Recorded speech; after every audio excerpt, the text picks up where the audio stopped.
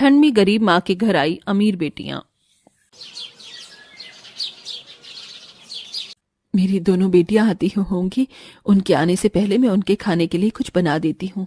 सुजाता अपनी दोनों बेटियों के लिए खाना बनाना शुरू कर देती है, जिसके बाद थोड़ी ही देर में उसकी दोनों बेटियां स्कूल से आ जाती हैं। अरे अच्छा हुआ तुम दोनों आ गई। मैं तुम दोनों के लिए सब्जियां डालकर खिचड़ी बनाई है। जल्दी से हाथ मुंह धो लो और कपड़े बदल लो। इतने में खिचड़ी को थोड़ा ठंडा करके तुम्हें परोसती हूँ। सुजाता की बातों को नजरअंदाज करके उसकी बड़ी बेटी रूबी सुजाता को गले से लगा लेती है। अरे माँ, आपको तो पता है मैं कितनी बड़ी खुशखबरी लेकर आई हूँ आपके लिए। खुशखबरी? कैसी खुशखबरी, बताओ बेटा। आपकी बेटी ने 12वीं कक्षा पास कर ली है माँ, और अब वो आगे की पढ़ाई करने के लिए कनाडा जाने वाली है। उसके बाद मैं वहीं नौकरी करूंगी और आपको पैसे भिजवाती रहूंगी। अरे वाह दीदी, आपने तो आगे के बारे में भी सोच लिया। जाओ दीदी जाओ कनाडा, उसके बाद मैं भी आपके पास आऊंगी और वहीं पर जॉब करूंगी। हम दोनों जॉब करेंगे और माँ को पैसे भिजवाते रहेंगे। ये सुनते ही सुजाता बहुत खुश होती है और वो अपनी बेटी रूबी को गले से लगा लेती है और उसे आशीर्वाद देती है। ये सुनने के लिए मेरे कान तरस रहे थे। मैंने बहुत मेहनत की है तुम दोनों को पढ़ाने के लिए और तुम्हें कामयाब बनाने के लिए। माँ, मुझे आपसे एक जरूरी बात भी करनी थी। हाँ बेटी, कहो, तुम्हें क्या बात करनी है? दरअसल माँ, बात यह है कि मैं एक लड़के से प्यार करती हूँ। उसका घर और ऑफिस कनाडा में है और मैं वहीं जाकर नौकरी करूंगी और पढ़ाई भी। कनाडा? लेकिन इतनी दूर मैं तुम्हें कैसे भेज दूं बेटी? माँ, आप परेशान मत हो, वो लड़का मुझसे बहुत प्यार करता है और मेरी आगे की पढ़ाई भी वही करवाएगा।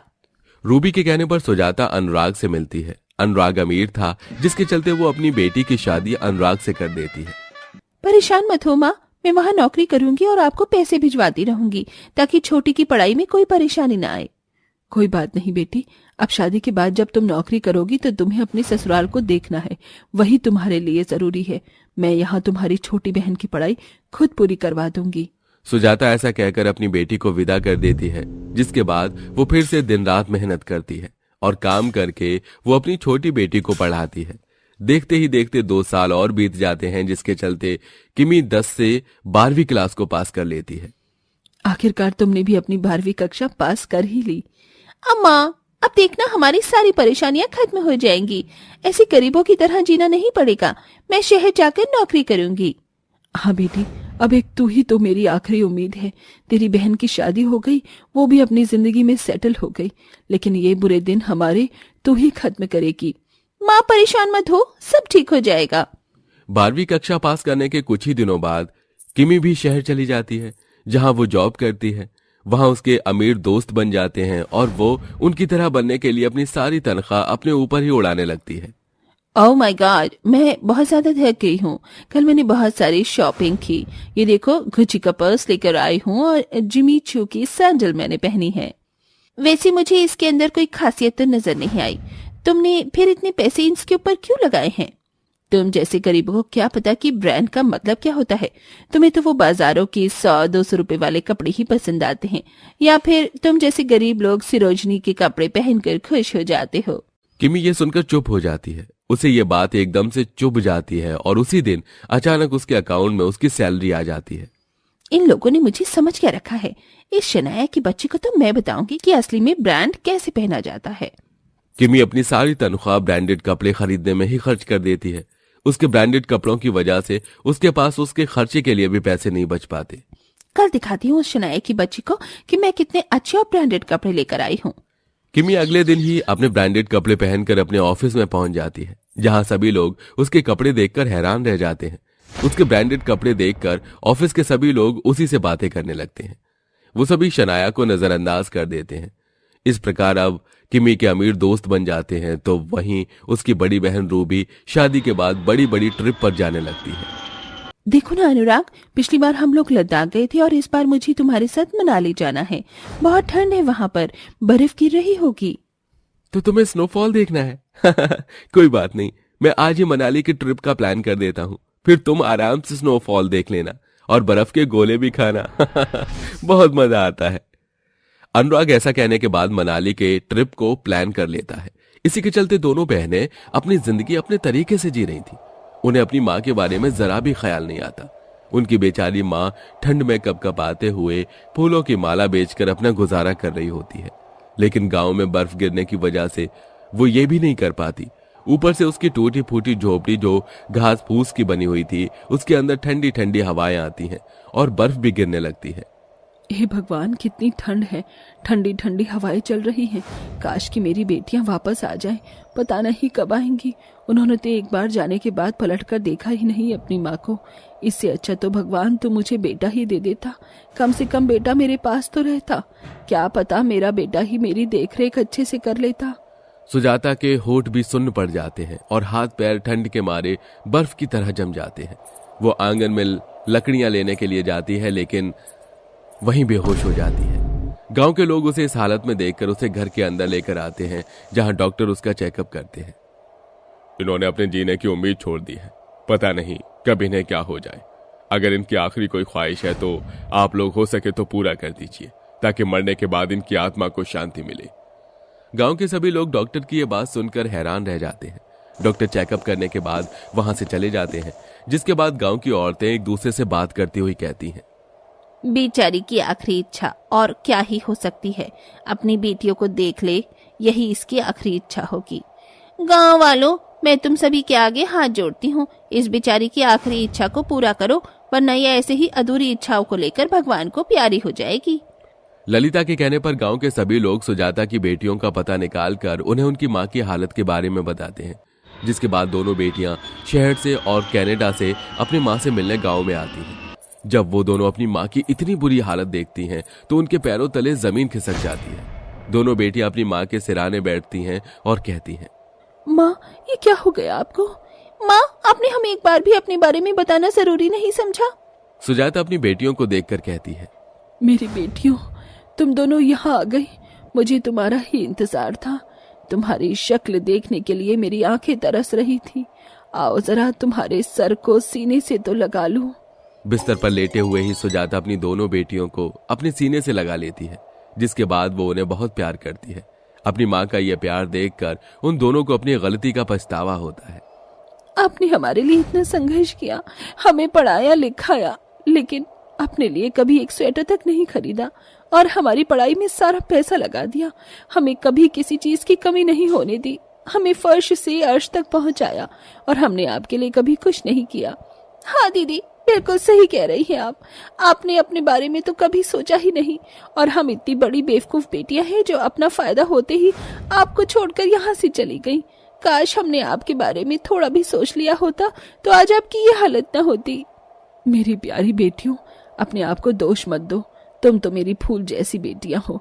तुम अपनी जिंदगी अपने तरीके से जी रही हो। मुझे और क्या ही चाहिए था।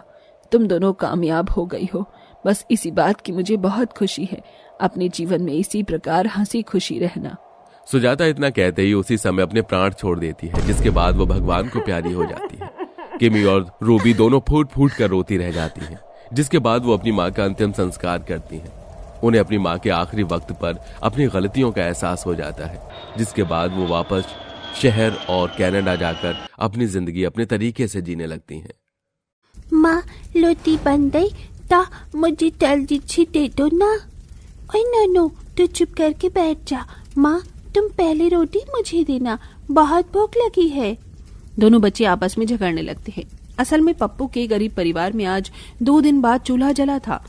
इतने में एक अनाउंसमेंट होता है। सुनिए सुनिए सुनिए, मौसम विभाग ने जारी किया है कि अगले 2 दिनों तक तेज आंधी, तूफान, बारिश और बर्फबारी भी होने वाली है। सभी ठंड में अपने घर में ही रहें। सुनिए सुनिए सुनिए। माँ, रोटी दो ना, भूख लगी है। इस खबर की चिंता से रूपा नोनू को थप्पड़ लगा देती है। नोनू जोर जोर से रोने लगता है। माँ, दादी माँ ने मुझे मारा। अले ले ले, मेरे बच्चे रोते नहीं। बहू, तुझे बेचारे बच्चे पर हाथ उठाकर क्या मिल गया? फिर क्या करूं माँ जी? आपने सुना नहीं, अभी अनाउंसमेंट वालों ने क्या ऐलान जारी किया है? हमारा ये घर इस कच्ची कॉलोनी में है, वो भी जमीन के इतने गहरे में। कब से कहा था मैंने इन्हें मिट्टी सीमेंट भरवाकर घर ऊंचा करवा लो। अब अगर बारिश आएगी तो हम सभी इस ठंड में बेघर हो जाएंगे।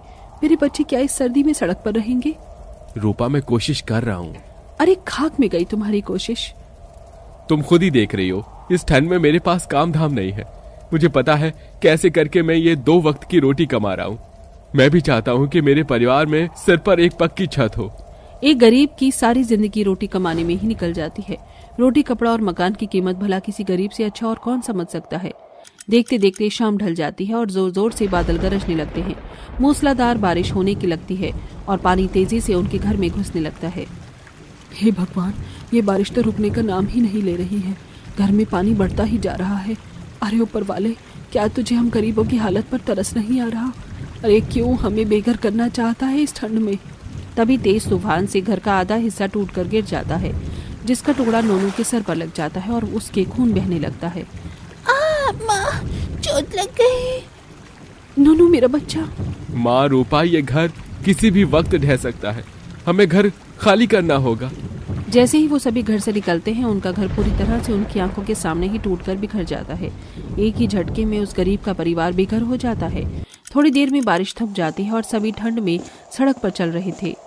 माँ, बहुत ठंड लग रही है। मेरी चप्पल भी घर में ही छूट गई थी। सड़क बहुत ठंडी है। ये ले मेरी बच्ची, मेरी चप्पल पहन ले। काफी दूर चलने के बाद वो सभी सड़क पर बैठ जाते हैं। देखते ही देखते शाम ढल जाती है और शाम के 5-6 बजते ही रात हो जाती है। चारों ओर बर्फीली धुंध छा जाती है। पूरा परिवार हाथ पांव मोड़कर बैठ जाता है। एकदम खून जमा देने वाली कड़ाके की ठंड पड़ रही है। अरे ऊपर वाले, तू सारी परीक्षाएं हम गरीबों से ही क्यों लेता है? गरीबी भी हम गरीबों को दिखाता है, बेघर भी हमें ही करता है। देखते ही देखते रात बीत जाती है और बर्फ पड़ने लगती है। ठंड के मारे दोनों बच्चों के दांत किरकिराने लगते हैं। माँ, पिताजी घर चलो ना, इस सड़क पर बहुत सर्दी लग रही है। हाँ माँ, घर चलो ना। देखो मेरे हाथ पैर कितने ठंडे पड़ गए हैं। इतने में एक बुलेट से पुलिस वाला वहां आता है और सड़क पर सोए गरीब लोगों को लाठी मार मार कर भगाने लगता है। उसी सड़क पर एक 70-80 साल की बुढ़िया फटा चिटा कंबल ओढ़े सोई हुई थी। पुलिस वाला लात मार कर उसे उठाता है। ए बढ़िया, चल उठ, चल, अबे चल उठ। अबे उठती है कि तुझे भी खर्चा पानी दूं?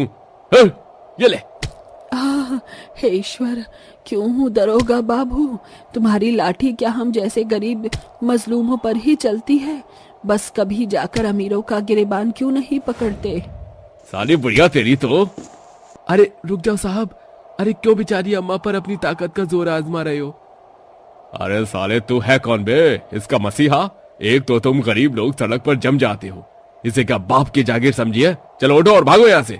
चलिए अम्मा जी, हमारे साथ आ जाइए। हालातों की सताई बुढ़िया भी अब गरीब पप्पू के परिवार का हिस्सा बन जाती है। वो अमीर लोग महंगी रजाई में अपने बड़े बंगले में सो रहे थे। वहीं दूसरी तरफ वो गरीब बेघर परिवार उस कड़ाके की ठंड में ठिकाने की खोज में आधी रात में भी सड़क पर भटक रहा था।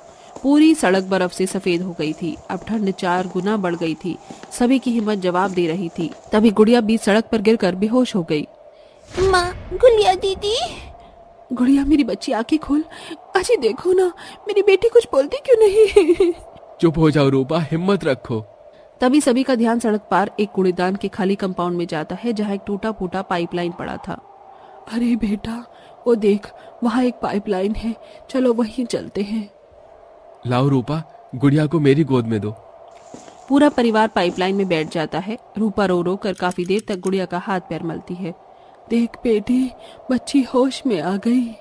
रूपा गुड़िया को गले से लगाकर और भी ज्यादा फुट फुट कर रोने लगती है। गुड़िया मेरी बच्ची, तू ठीक है ना? मुझे लगा मैंने तुझे खो दिया। दादी माँ, अब हम यहीं रहेंगे? हाँ बेटा, अब यही हम गरीबों का घर है। तभी बूढ़ी अम्मा के पास रोटी देखकर नोनू कहता है, बूढ़ी दादी, मुझे भूख लगी है, आप मुझे आधी रोटी दोगी? हाँ बेटा, ये ले, तू खा ले ये। गुड़िया तू भी खा, भीख में मांगी हुई थी, आधी खाई थी, आधी बचा ली। सभी जैसे तैसे सो जाते हैं, मगर सुबह तक बूढ़ी अम्मा इस दुखदाई दुनिया को छोड़कर जा चुकी थी, जिसकी जिम्मेदारी सिर्फ गरीबी और ठंड का कहर ही था, जिसे देखकर सभी का दिल दहल गया। माँ, बुढ़िया दादी कैसे मर गई?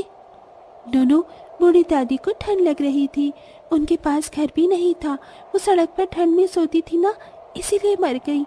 गुड़िया दीदी, हमारे पास भी तो घर नहीं है, फिर तो हम जब भी ठंड से मर जाएंगे। मासूम नोनू के इस बात पर पूरे परिवार का दिल रो पड़ा। सभी की आंखों से टप-टप आंसू गिर रहे थे। नहीं मेरे बच्चों, मैं तुम सबको कुछ भी नहीं होने दूंगा। मैं घर बनाऊंगा।